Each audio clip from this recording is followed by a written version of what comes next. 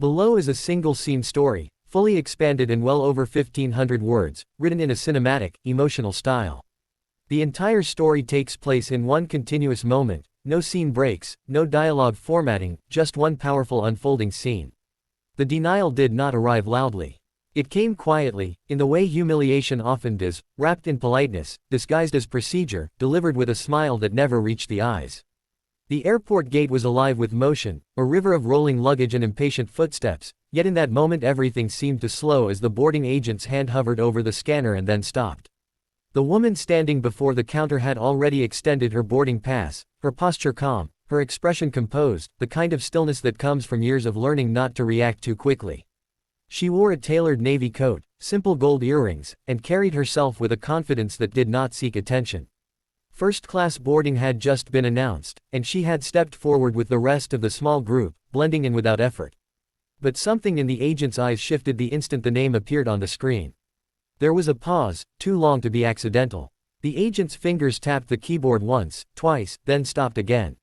Around them, passengers continued moving, boarding passes beeping cheerfully as others were waved through. The woman waited, patient, accustomed to delays, accustomed to systems that moved slowly when they wanted to. The agent finally looked up, her smile tightened, and she gestured slightly to the side, indicating that the woman should wait.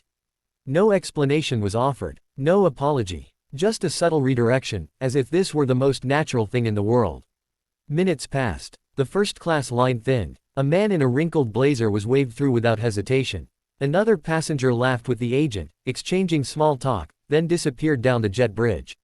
The woman remained standing to the side, her boarding pass still in her hand, the unspoken question hanging in the air. She glanced at the screen behind the counter, which still read first-class boarding in bold letters. She checked her pass again, not because she doubted it, but because she had learned that sometimes people needed proof repeated twice before they believed it. Finally, she stepped forward again, gently placing the boarding pass on the counter. The agent's eyes flicked down and back up, and this time the smile vanished completely. The agent said something brief, something rehearsed, something about a seat reassignment, and a system issue, her tone clipped and final. The woman listened without interrupting, her face unreadable. Around them, a few nearby passengers slowed, sensing tension the way animals sense a change in weather. A man behind her frowned. A woman clutched her purse a little tighter. The agent slid the boarding pass back across the counter, not meeting the woman's eyes. The implication was clear: step aside, you do not belong here. The woman did not raise her voice. She did not argue. She simply stood there, absorbing the weight of the moment, the familiar sting of being quietly told no, of being reminded that credentials and tickets and achievements sometimes mattered less than perception. She could feel the heat rising in her chest, not anger exactly, but something heavier, the exhaustion of having seen this before. She stepped aside once more, this time fully out of the boarding lane, and watched as the final first-class passengers were waved through. The gate area grew quieter as the general boarding groups were announced. People glanced at her, some with curiosity, some with discomfort, some with indifference. She felt invisible and hyper-visible all at once, standing there with a first-class ticket that suddenly seemed theoretical. What no one around her knew, what the agent certainly did not know, was that this woman had spent her life mastering moments like this. She had learned early that power did not always announce itself, that the most influential people in a room were often the quietest. She had built a career not on loud declarations but on precision, on preparation, on knowing exactly when to act. The airport noise washed over her as she reached into her coat pocket and withdrew her phone, her movements unhurried. She did not rush. Rushing would suggest desperation, and she was not desperate. She scrolled calmly, thumb moving with practiced ease, and selected a contact saved simply under a first name. The phone rang once, then twice, then connected. She did not step away. She did not lower her voice. She spoke softly, efficiently, relaying facts without embellishment: the flight number, the gate, the boarding issue. Her expression remained composed, but her eyes were sharp now, focused. Whatever was being said on the other end caused her to nod once, slowly, as if confirming something she already knew. As she ended the call, the agent glanced up briefly, irritation flickering across her face at the sight of the woman still standing there. The general boarding announcement echoed overhead. A line began to form again, longer this time, messier. The woman remained exactly where she was, just to the side of the counter, neither obstructing nor retreating. She was waiting. The change came subtly at first. A supervisor approached the gate, her stride brisk, her expression serious. She leaned in toward the agent, speaking quietly but firmly, her eyes flicking between the screen and the woman standing nearby. The agent's posture stiffened. Her fingers hovered over the keyboard again, this time moving faster, more urgently. The supervisor straightened and turned fully toward the woman, her face now carefully neutral, professional. The surrounding passengers sensed a shift. Conversations paused. A few people leaned slightly closer, pretending to adjust bags or check phones while listening. The woman met the supervisor's gaze evenly, offering no smile, no challenge, just presence. The supervisor gestured toward the counter, indicating that the woman should step forward. She did, placing her boarding pass down once more, the same piece of paper that had been dismissed minutes earlier now treated with new respect.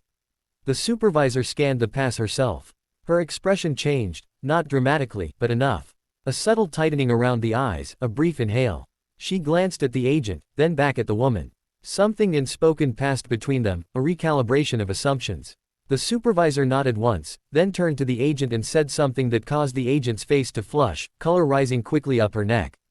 The agent reprinted something, hands shaking just slightly, and slid a new boarding document across the counter. This time, it was accompanied by an apology, delivered stiffly, as if forced through clenched teeth. The woman listened, accepted the paper, and said nothing. She did not need to. The balance of power in the space had shifted so completely that words were unnecessary. But the moment was not finished. The supervisor did not leave. Instead, she stood there, addressing the agent again, this time with a firmness that could not be mistaken. Other staff members had begun to notice, gathering subtly, pretending to busy themselves nearby. The woman stood quietly as the conversation unfolded around her, the airport hum continuing as if nothing extraordinary were happening, even as something very important was. The supervisor gestured toward the jet bridge, then toward the agent's terminal. The agent nodded repeatedly, her earlier confidence gone. The supervisor then turned back to the woman, her tone now careful, respectful, offering assurances that went beyond the seat itself. The woman acknowledged them with a slight nod. She did not gloat. She did not smile. Vindication, for her, was not about triumph, it was about correction. As she finally walked down the jet bridge, first-class boarding long finished, the space seemed different. A few passengers avoided her gaze. Others watched her with something like awe. One woman offered a small, approving smile. The woman walked steadily, her heels clicking softly against the floor, each step measured. She took her seat without ceremony, placing her bag carefully in the overhead bin, smoothing her coat as she sat. Only then, as the aircraft door closed and the hum of the engines deepened, did she allow herself a quiet breath. Not relief, she had never doubted the outcome, but acknowledgement. Moments like these were never just about a seat. They were about being seen, about systems being forced to confront their own blind spots, about reminding the world that assumptions could be expensive. The plane taxied forward, and outside the window the airport lights blurred into lines of gold. The woman looked out, her reflection faintly visible in the glass, and allowed herself the smallest smile, not for what had been taken back, but for what had been demonstrated. Power did not need to announce itself. Sometimes, it simply waited, made one call, and let the world adjust accordingly.